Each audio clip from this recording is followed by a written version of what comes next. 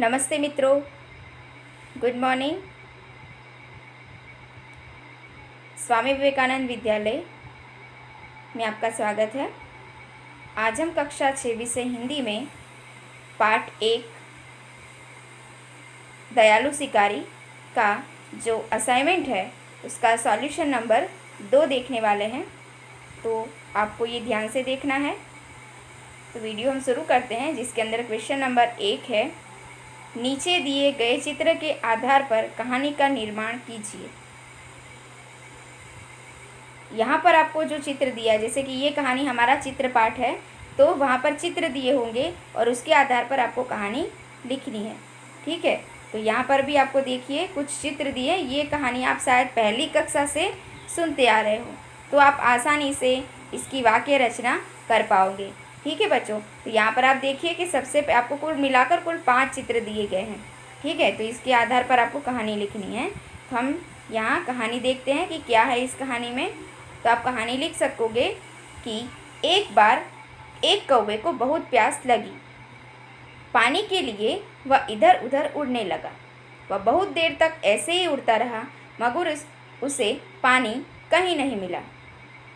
पानी की खोज में उड़ते उड़ते वह एक घर के तरफ पहुंच गया। उसके आंगन में एक घड़ा दिखाई दिया। उस घड़े में पानी तो था, मगर वह बहुत कम था। पानी कम होने के कारण कौवे की चोंच पानी तक पहुंच नहीं रही थी। पानी को घड़े में ऊपर लाने के लिए कौवे ने एक युक्ति सोची। उसने देखा कि घर के आसपास बहुत कंकर पड़े हैं। उसने एक एक कंकर उठाकर घड़े में डालना शुरू कर दिया। कंकरों के कारण पानी धीरे धीरे घड़े के मुंह तक आ गया। कौवे ने घड़े का पानी पीकर अपनी प्यास बुझाई और उड़ गया।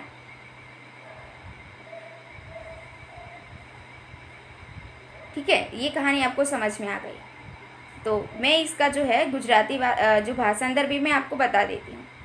तो जो है, एक वक्त एक कागड़ा ने तरस लागी। पाણીના માટે તે આમ તેમ ઉડવા લાગ્યો। તે ખૂબ મોડે સુધી આમ તેમ ઉડતો રહ્યો, પરંતુ એને પાણી ક્યાંય મળ્યું નહીં। પાણીની શોધમાં તે ઉડતા ઉડતા એક ઘર સુધી આવી પહોંચ્યો। તેના આંગણામાં એને એક ઘડો यानी कि एक માટલું જોયું। એ ઘડામાં પાણી તો હતું, પરંતુ ખૂબ નીચે સુધી હતું। પાણી ઓછું હોવાના કારણે કાગડાની જે ચાંચ હતી તે પાણી સુધી પહોંચી શકતી નહીં। પાણીની અંદર જે ઘડાની અંદર જે પાણી હતું તેને ઉપર લાવવા માટે તેણે એક યુક્તિ વિચારી। શું કરી શકે હવે તે? તો એણે જોયું કે તેની આસપાસ ખૂબ બધા પથ્થર પડ્યા હતા। એણે શું કર્યું? હવે એમાંથી એક એક કાંકરા ઉઠાવીને પથ્થર ઉઠાવીને તેની અંદર નાખવાના શરૂ કર્યા। અને પથ્થરના કારણે તેનું જે પાણી છે એ ધીરે ધીરે ધીરે ધીરે માટલાના મોઢા સુધી આવી ગયું। અને કાગડાએ પાણી પીધી અને પોતાની જે પ્યાસ એને શાંત કરી અને પછી તે ઉડી ગયો। बराबर। तो ये जो था, ये गुजराती भाषांतर मैंने आपको बताया है, तो आपको कहानी अच्छे से समझ में आएगी। ठीक है, चलो इसी तरीके से आगे है। दूसरी कहानी भी आपको इसी तरीके से करनी है। ये कहानी भी आपको चित्रों को देखेंगे तो आपको समझ में आएगा कि ये कहानी आपने ज़रूर पढ़ी होगी। ठीक है, तो आपको इसको भी लिखना है। चलो, तो हम देखते हैं कि एक कौवा था। ये कहानी भी कौवे की ही है। एक कौवा था, उसे भूख लगी थी। वह भोजन की खोज में इधर उधर घूम रहा था। घूमते घूमते उसे कहीं से एक रोटी मिल गई। कौवा वह रोटी लेकर जंगल में चला गया। जंगल में कौवा एक पेड़ पर जाकर बैठ गया। कौवा पेड़ पर बैठा ही था कि वहाँ एक लोमड़ी आ गई। लोमड़ी भी बहुत भूखी थी और वह खाने की तलाश में थी। लोमड़ी ने देखा कि कौवे के पास एक रोटी है। यह देखकर लोमड़ी को विचार आया कि क्यों ना मैं उस कौवे को मूर्ख बनाकर उससे रोटी ले लूँ। लोमड़ी बहुत चालाक थी। उसने एक युक्ति की। लोमड़ी बोली, कौवे भैया, लोग कहते हैं आप बहुत अच्छा गाते हैं। मैं भी आपका गाना सुनना चाहती हूँ। आगे क्या होता है? लोमड़ी ने सोचा था कि कौवा गाना गाने के लिए मुंह खोलेगा और उसके मुंह से रोटी नीचे गिर पड़ेगी और मैं उसे ले लूँगी। कौवा लोमड़ी की चालाकी समझ गया। उसे पता चल गया कि लोमड़ी रोटी पाने के लिए मुझे गीत गाने को कह रही है। कौवे ने अपनी चोंच की रोटी पंजे से पकड़ ली और वह जोर जोर से काँव काँव काँव करने लगा। कौवे की चालाकी देखकर लोमड़ी सोच में पड़ गई। अरे, यह कौवा तो समझदार लगता है। ऐसा वह मन ही मन बोली और चलती बनी। चलो, तो इसका भाषांतर भी हम आपको समझा देते हैं। चलो, एक કાગડો હતો, એને ખૂબ ભૂખ લાગી હતી. તે ભોજનની શોધમાં આમ તેમ ઉડતો હતો. ઉડતા ઉડતા એને ક્યાંકથી રોટલી મળી ગઈ. કાગડો એ રોટલી લઈ જંગલમાં ચાલ્યો ગયો અને જંગલમાં એક ઝાડ પર જઈને બેસી ગયો. કાગડો ઝાડ પર બેઠો જ હતો ત્યાં એક લોમડી એટલે કે શિયાળ આવી. શિયાળ પણ ખૂબ ભૂખી હતી અને ખાવાની શોધમાં હતી. શિયાળે જોયું કે કાગડા પાસે એક રોટલી છે અને આ જોઈને એણે વિચાર આવ્યો કે કેમ ના હું આ કાગડાને મૂર્ખ બનાવું અને એની પાસેથી આ રોટલી લઈ લઉં. શિયાળ પણ ખૂબ ચાલાક હતી. એણે એક વિચાર આવ્યો અને તે બોલી, કાગડાભાઈ, લોક કહે છે કે તમે ખૂબ સુંદર ગાઓ છો, ખૂબ મધુર ગાઓ છો. હું તમારું ગીત સાંભળવા માંગુ છું. શિયાળે વિચાર્યું હતું કે કાગડો ગીત ગાવા માટે મોઢું ખોલશે અને એના મોઢામાંથી, એના ચાંચમાંથી જે રોટલી છે નીચે પડી જશે અને હું એને લઈ લઈશ. પરંતુ કાગડો પણ ખૂબ સમજદાર હતો અને તે શિયાળની જે ચાલાકી છે તે સમજી જાય છે, બરાબર. અને એને ખબર પડી જાય કે જે શિયાળ છે એ રોટલી મેળવવા માટે મને ગીત ગાવાનું કહે છે. કાગડાએ પોતાની ચાંચમાંથી જે રોટલી છે એ પોતાના પંજામાં લઈ લીધી અને જોર જોરથી એ કા કા કા એમ કરવા માંડ્યો. કાગડાની આ ચાલાકી જોઈ શિયાળ જે વિચારમાં પડી ગઈ, અરે, આ કાગડો તો સમજદાર લાગે છે. આવું મનમાં બોલી અને ત્યાંથી ચાલતી બની અને બીજો કોઈ રસ્તો પણ હતો નહીં. હવે આજે મેં તમને બે વાર્તા સંભળાવી, એનું શીર્ષક પણ તમારે જાતે વિચારવાનું છે કે શું હોઈ શકે. ચલો, ત્રીજી વાર્તા છે. અહીંયા આ ચિત્ર જોઈને તમને શું લાગે છે, શું વાર્તામાં હોઈ શકે? આ બી વાર્તા તમે સાંભળી જ હશે. ठीक है, चलो, तो यहाँ पर हम देखते हैं बातूनी कछुआ. इसका शीर्षक आपको दिया है बातूनी, यानी कि बातोड़ियो या तो लप लपियो काचपो. चलो, तो पहले हम इसको हिंदी में देख लेते हैं. एक विशाल वन था. उस वन में एक तालाब था. वह तालाब बहुत सुंदर था. उस तालाब में एक कछुआ रहता था. कछुए को ज़्यादा बात करने की आदत थी. कछुए के साथ उस तालाब में दो हंस भी रहते थे. कछुआ और दोनों हंस अच्छे मित्र थे. एक साल बाद दुष्काल पड़ा. तालाब का पानी सूख गया.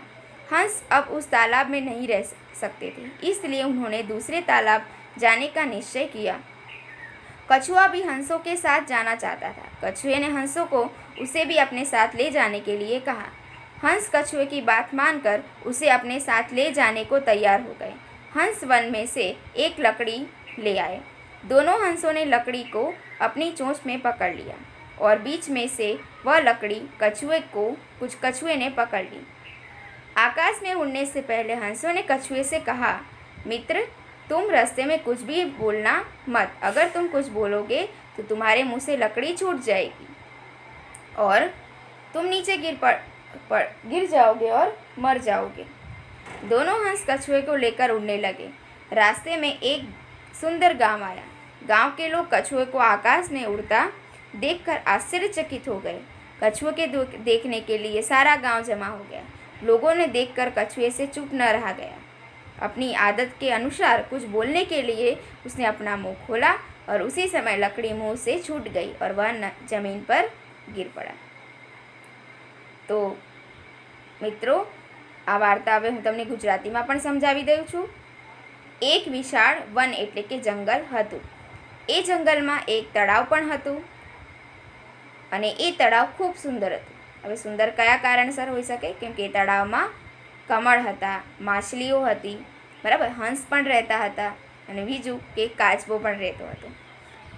એ તળાવમાં એક કાચબો રહેતો હતો અને એ કાચબાને ખૂબ વાતો કરવાની આદત હતી.